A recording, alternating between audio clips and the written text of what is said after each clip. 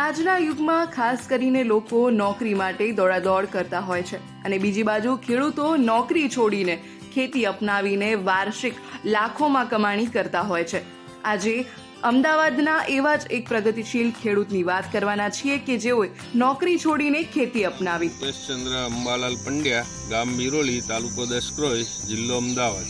અમારે ટોટલ 20 થી 22 વીઘા જમીન છે।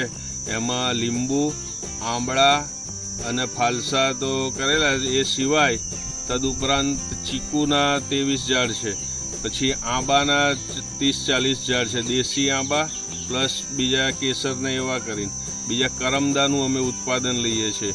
એમ કરીને બધા પરચુરણ જે આવક હોય એમાંથી 2 થી 2 લાખ રૂપિયા જેટલી આવક મળી રહે છે। ચીકુ, આંબળા, કેરી અને કરમદા, પછી સેતુર, બીજું બધું વેચાણ કરીએ છીએ।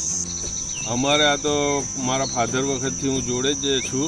મારા ફાધરે આ બાગાયતી ખેતી ચાલુ કરેલી, એમાંથી પછી હું જોબ કરતો હતો। જોબ છોડી બાગાયત ખાતાના સાહેબોએ કહેવાથી મેં જે જોબ કરતો હતો એ જોબ મેં 2012થી મેં છોડી દીધી અને ટોટલી અત્યારે ખેતી ઉપર આવ્યો છું। શું નોકરીને કરતા હતા? હું શ્રી સોમાભાઈ ચામાં જોબ કરતો હતો।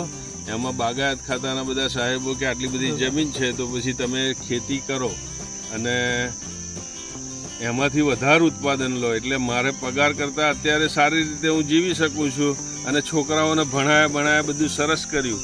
આપણે અભ્યાસની વાત કરીએ તો તમે અભ્યાસ શું કરેલો છે અને જે જોબ કરતા હતા એમાં શું પગાર મળતો હતો તમને? હવે અભ્યાસ તો મેં BCom સુધી કર્યો હતો અને ત્યાં જોબમાં ગોડાઉન ઇન્ચાર્જ તરીકે હું જોબ કરતો હતો। ત્યાં 15,000 રૂપિયા પગાર આપતા હતા 2012 સુધી। તો પછી મેં અહીંયા ચાલુ કરી ખેતી। આ તો ફાધર પહેલાં કરતા હતા, પછી મેં 2012થી મેં ચાલુ કરી તો વર્ષે 8 થી 10 લાખ રૂપિયા આવક અત્યારે મળી લે છે।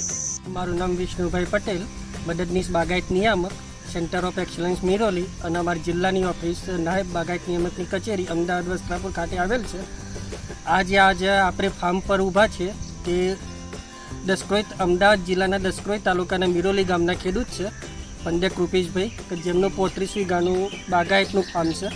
જે બાગાયત ખાતાના વખત સહાય અને ગાઈડન્સ થકી એમને તેમના ખેતરમાં લીંબુ, ફાલસા, આંબળા, માઇનર ફળપાકમાં જોવા જઈએ તો જેકફ્રૂટ વગેરેનું ખૂબ સરસ વાવેતર કરીને ઉત્પાદન મેળવે છે। તેમજ અંદર ઇન્ટરકલ્ચરિંગ તરીકે શાકભાજીની પણ ખૂબ સરસ ખેતી કરીને આવક મેળવી છે।